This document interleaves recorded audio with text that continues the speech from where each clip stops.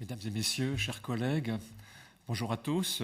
Donc, à la demande des organisateurs de ce forum, permettez-moi de vous présenter quelques éléments d'information, quelques éléments de réflexion au sujet du Corpus Vitrearum, et en particulier de sa place dans le monde de l'histoire de l'art. L'idée de cette petite intervention est aujourd'hui, en 2015, de réfléchir sur notre rôle, sur notre position dans le monde de la recherche et dans le monde de l'histoire de l'art. Alors on sait, vous savez tous déjà sans doute, les débuts de cet ambitieux projet qui sont liés aux événements de la Seconde Guerre mondiale, la dépose, la restauration, l'étude en atelier et la photographie de la majeure partie des vitraux médiévaux conservés dans les pays belligérants a donné l'impulsion nécessaire à l'épanouissement de leur étude. Né en 1952, le Corpus Vitrearum a tenté de fédérer les moyens des uns et des autres et a permis de définir des méthodes communes aux historiens de l'art des différents pays du monde possédant des vitraux antérieurs à la Révolution, afin de les étudier, de les publier, suivant des principes communs et des directives admises par tous dans une collection internationale. En France, la génération des pionniers, celle de Jean Lafon, de Marcel Aubert, avait été rejointe très vite par ceux qui avaient présidé aux campagnes de dépose et de repose pendant la guerre, Jean Verrier, Jean Tarallon, membre éminent du service des monuments historiques, et s'y trouva très vite associé Louis Grodecki et aussi, bien sûr, André Chastel. Depuis, deux générations de chercheurs ont fait vivre le Corpus Vitrearum jusqu'à nos jours. Aujourd'hui, donc, quel bilan tirer de leur action, tant sur la méthode que sur les résultats? La méthode et les résultats étant liés à la fois à la connaissance et à la conservation des œuvres, ces deux questions, connaissance et conservation, ayant été associées selon les souhaits des fondateurs dès le départ. Les méthodes que pratique le Corpus Vitrearum sont des méthodes éprouvées, aujourd'hui admises par tous. L'approche critique des œuvres qui se traduit par des schémas de conservation. Je vous montre ici ceux qui ont été réalisés tout récemment lors de la restauration des vitraux de la Rose-Ouest de la Sainte-Chapelle. Donc, ces schémas de conservation sont l'un des fondements des méthodes, vous le savez bien, du Corpus Vitrearum. Et ces méthodes ont en maintes occasions montré tout leur intérêt, permettant de reconnaître au mieux les interventions des restaurateurs et parfois des faussaires. Fondamental est donc pour nous le contact direct avec l'œuvre, cultivé constamment dans les conditions du terrain et évidemment surtout de l'atelier, aidé par l'œil du restaurateur qui complète notre regard d'historien de l'art. Et évidemment, l'observation des œuvres en atelier enrichit non pas seulement une étude critique, mais enrichit toute l'analyse de l'œuvre, sa connaissance en profondeur.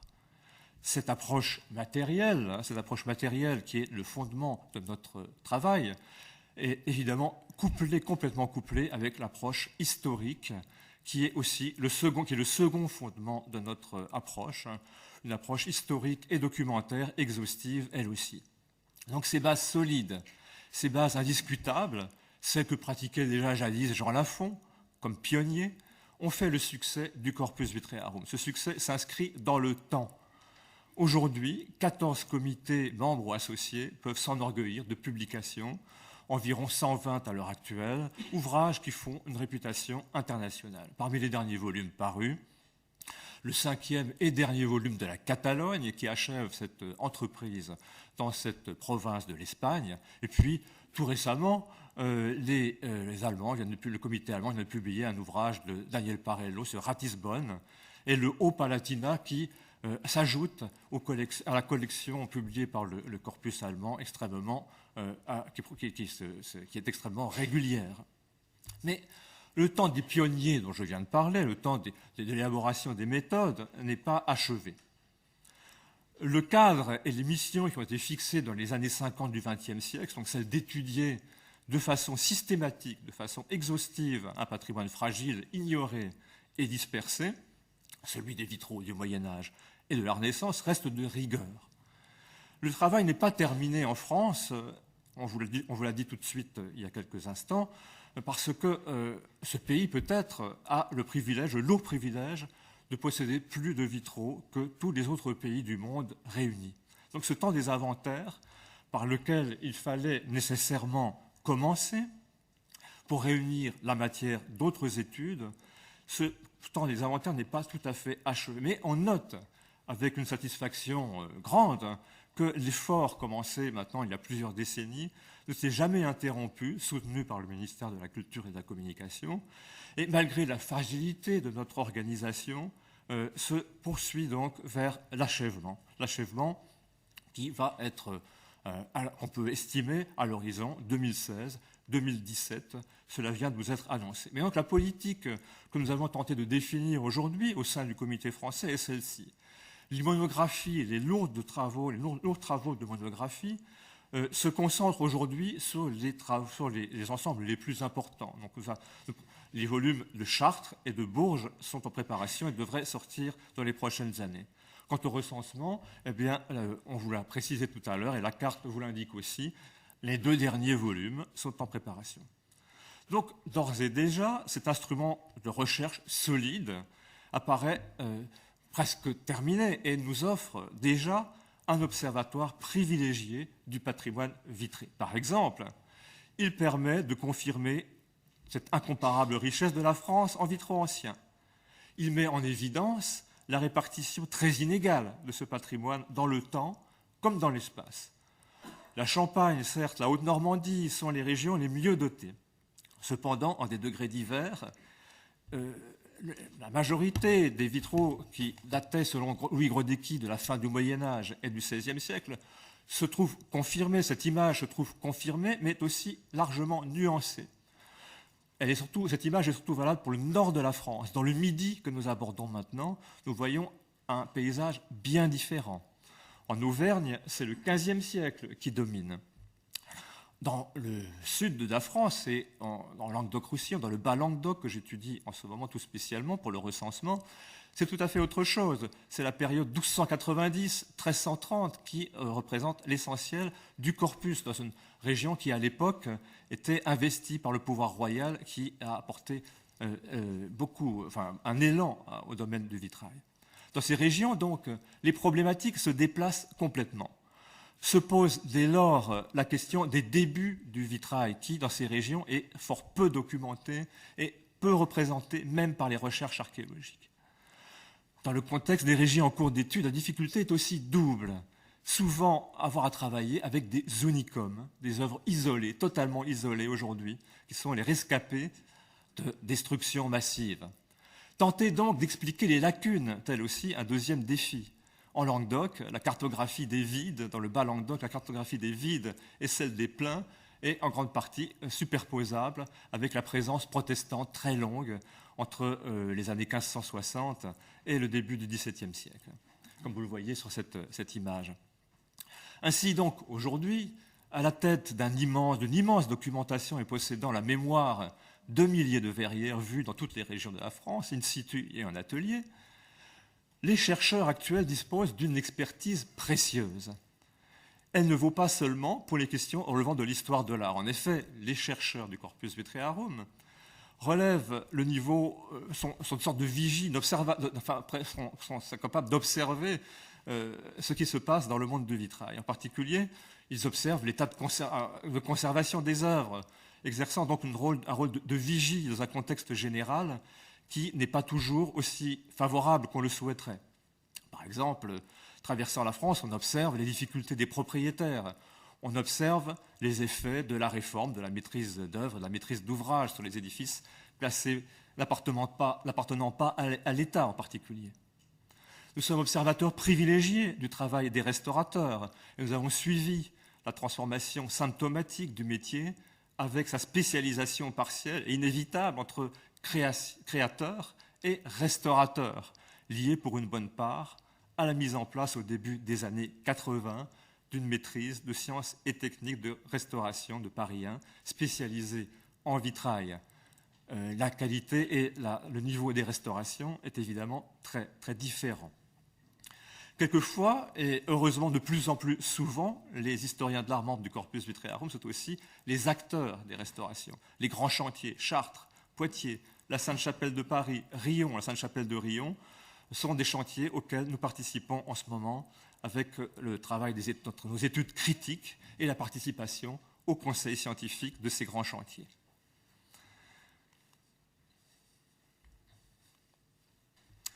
Les champs d'expertise privilégiés du Corpus Vitrearum sont donc, vous l'imaginez bien, vous le savez bien, puisque vous les pratiquez, vous aussi, ces méthodes, sur la connaissance des techniques qui bénéficient en premier de ces contacts réguliers avec les œuvres. On en connaît évidemment aujourd'hui infiniment mieux l'histoire qu'il y a quelques décennies.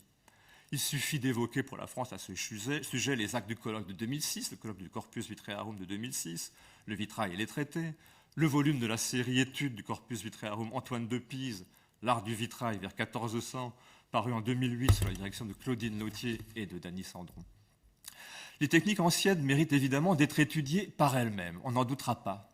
Mais bien connues, elles deviennent surtout, à nos yeux, un instrument d'analyse, voire de datation, précieux pour la connaissance, dont la connaissance est tout à fait indispensable. Pour les bien comprendre, elles doivent cependant être avant tout perçues comme le bras armé d'un mode d'expression spécifique qui se transforme suivant les besoins de l'expression artistique.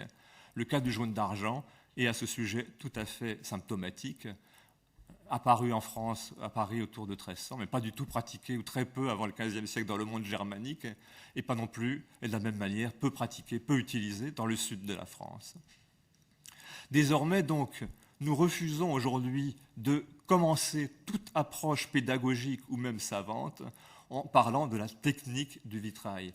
La technique, pour nous, est un élément intégré, une partie constituante de l'étude de l'œuvre. De façon, du point de vue de l'histoire de l'art. La technique ne résume pas l'histoire du vitrail. L'autre point fort naturel des chercheurs œuvrant pour le Corpus Vitrearum est l'histoire des restaurations, de les principes, les phénomènes et les manifestations à travers les siècles apparaissent désormais parfaitement acquis.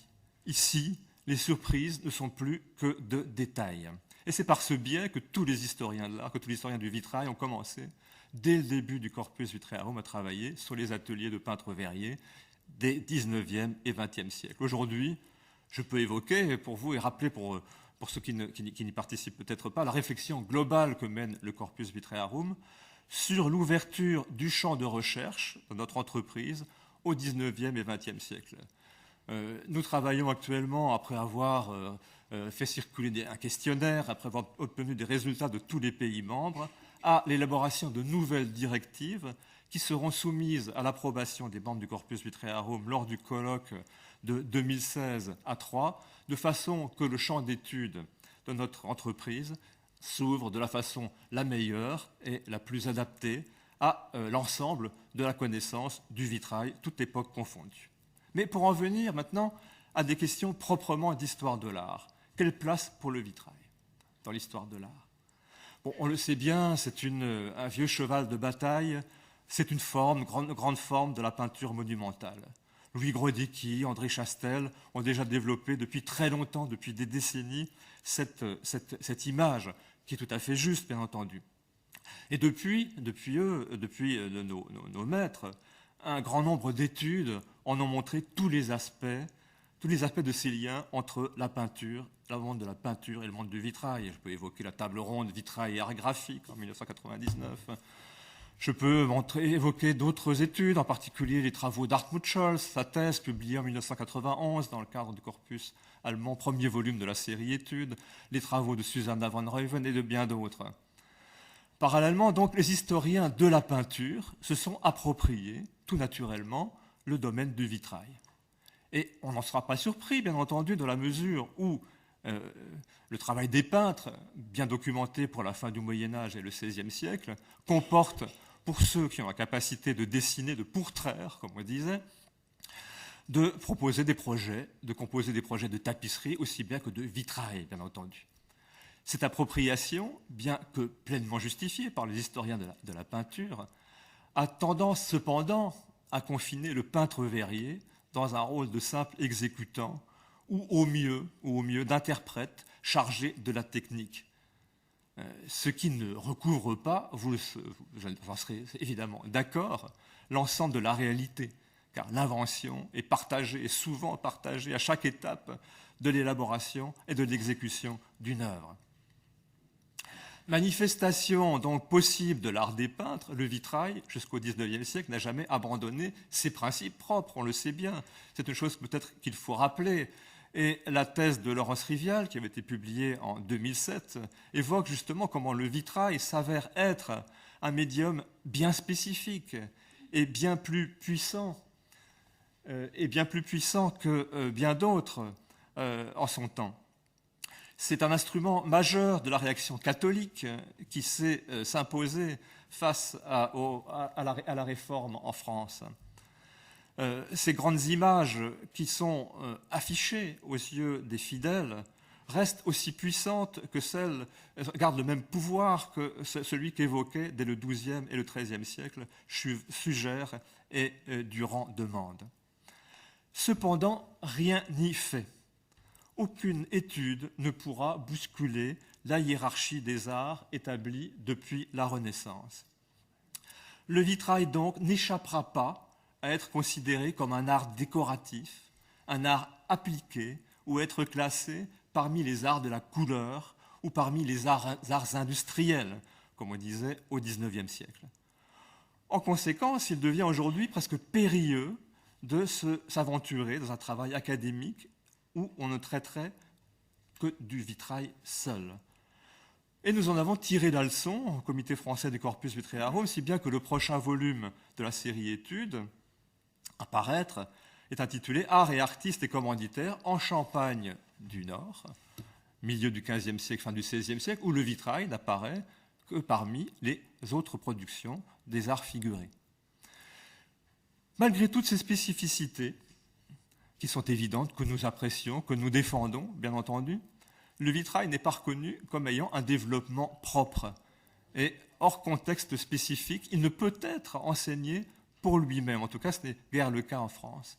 Il ne peut être enseigné indépendamment d'une discipline majeure ou d'un contexte particulier. Donc on ne sera pas surpris de le voir à l'école de Chaillot, pour les architectes chargés du patrimoine, à l'école du Louvre, dans la série des cours sur les techniques, et dans les cursus patrimoniaux, mais très peu par ailleurs.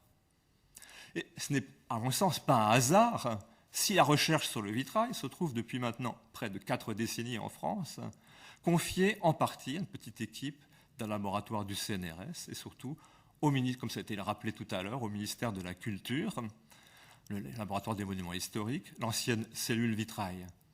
C'est que l'on retrouve ici un lien étroit, non pas seulement avec le monde de la recherche, bien sûr, aussi avec le monde de la recherche, mais avec une recherche appliquée à la connaissance, à la conservation et à la valorisation de ce patrimoine. En guise de conclusion, eh bien, armé de ces quelques remarques, quels sont les défis que nous pouvons peut-être tenter de relever, quelles sont peut-être quelques pistes pour défendre notre domaine? Eh bien sûr, d'abord, terminer le travail des pionniers, être capable aujourd'hui de connaître la totalité des vitraux anciens conservés dans notre pays, dans tous les pays membres du Corpus Vitraearum, donc dépasser ce temps du début.